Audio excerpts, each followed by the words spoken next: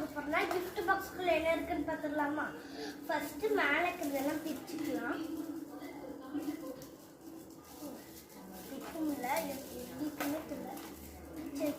ஒரு வழியாக பிரிச்சாச்சு. சரி வாங்க பார்க்கலாம் உள்ள என்ன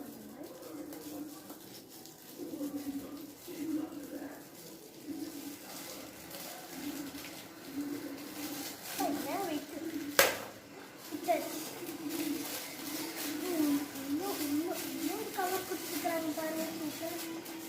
இப்போ மேலே இருக்கிறத பிரிச்சுக்கலாம். மேலே இருக்கிறது ரொம்ப ஹார்டாக இருக்குது.